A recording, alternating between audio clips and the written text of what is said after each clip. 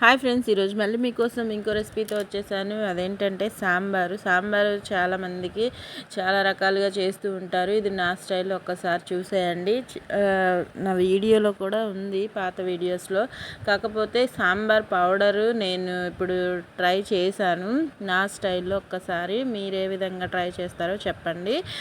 కొద్దిగా మార్చి చేశాను అనమాట. కందులు ఉంటాయి కదా, అవి గుగ్గిళ్ళు ఉడికించుకున్నాను. దానిలో వచ్చిన రసంతో ఆ చారుతోటి ఇప్పుడు సాంబార్ చేయబోతున్నాను అనమాట. 3 పచ్చిమిర్చి, 3 టొమాటో, ఒక్క టీ గ్లాస్ కందిపప్పు తీసుకున్నాను.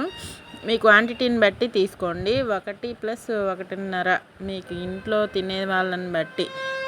ఇంకా ఇవి వేసేసుకొని చక్కగా టొమాటోస్ కట్ చేసుకొని పచ్చిమిర్చిని అలానే వేసేసుకుంటున్నాను. పసుపు ఒక 1 స్పూన్ దాకా వేసుకుంటాను సాంబార్లోకి సరిపడా. ఇంకా పప్పు ముందుగా ఉడికించుకోవాలి కదా, నేను పప్పు ఉడికించేటప్పుడు పచ్చిమిర్చి టమాటా వేసేస్తాను అనమాట కుక్కర్లో. ఇంకా కందులు ఉడికించిన కుక్కర్లోనే వేసుకుంటున్నాను డైరెక్ట్గా.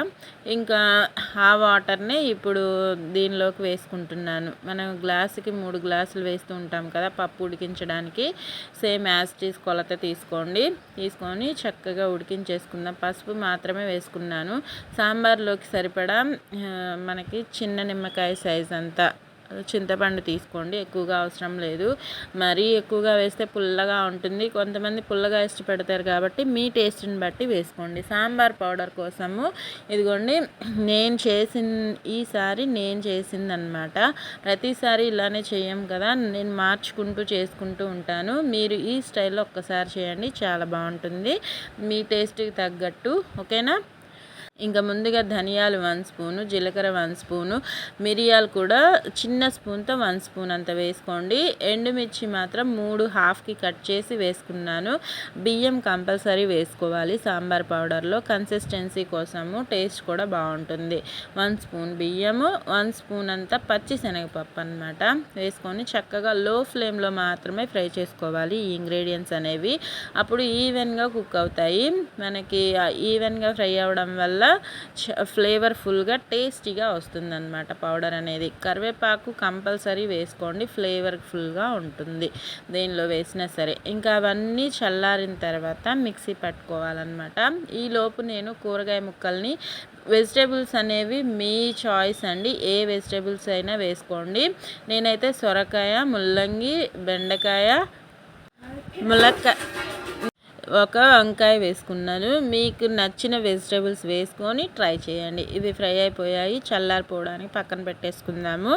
అవి బాగా చల్లారిన తర్వాత మాత్రమే మిక్సీ పట్టుకోవాలి. ఈలోపు మన వెజిటేబుల్స్ కూడా మగ్గుతూ ఉంటాయి. ఇదిగోండి, ఉప్పు పసుపు వేసి మగ్గించుకుంటున్నాను లో ఫ్లేమ్లో. తాలింపు వేసి ఒక ఉల్లిపాయ తాలింపు వేసుకున్నాను.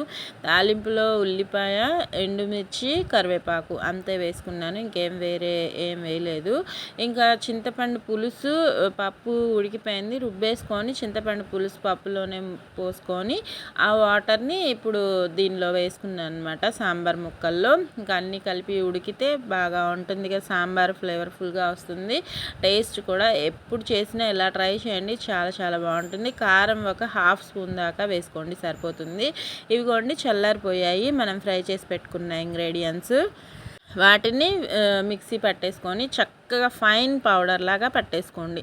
ఎప్పుడైనా సరే ముందే ఎక్కువగా పట్టి పెట్టుకోకండి, అప్పటికప్పుడు పట్టుకుంటే మనకి ఫ్లేవర్ బాగుంటుంది. ఓకేనా? నిలవ ఉన్నదానికి అప్పటికప్పుడు పట్టుకున్న దానికి ఫ్రెష్ ఫ్లేవర్ ఉంటుందన్నమాట. ఇంకా ఇంగువ కూడా వేసుకుంటున్నాను. మెయిన్ ఇంగ్రీడియంట్ ఇంగువే అనమాట.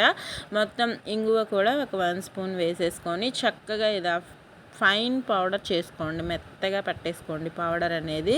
ఇంకా మరుగుతున్న ఈ సాంబార్లో వెజిటేబుల్స్ బాగా ఉడికాయి అనుకున్న తర్వాత, బాగా మరుగుతూ ఉన్నప్పుడు మాత్రమే ఈ సాంబార్ పౌడర్ని వేసుకోండి.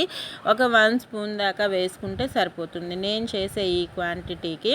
ఇంకా మనం మిక్సీ పెట్టుకున్న ఈ పౌడరు ఇంకా 2 సార్లు చేసుకోవడానికి పనిచేస్తుంది అనమాట. ఓకేనా? ఇంకా పౌడర్ వేసుకున్నాక చక్కగా మిక్స్ చేసుకొని ఒక 10 మినిట్స్ చక్కగా మరిగితే అప్పుడు ఇంకా టేస్ట్ చాలా బాగుంటుంది, డబుల్ అవుతుంది అనమాట.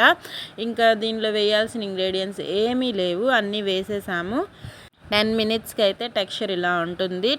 ఇంకా లాస్ట్ అండ్ ఫైనల్ కొత్తిమీర వేసేసుకొని 5 మినిట్స్ ఉంచుకొని స్టవ్ ఆఫ్ చేసేసుకోండి.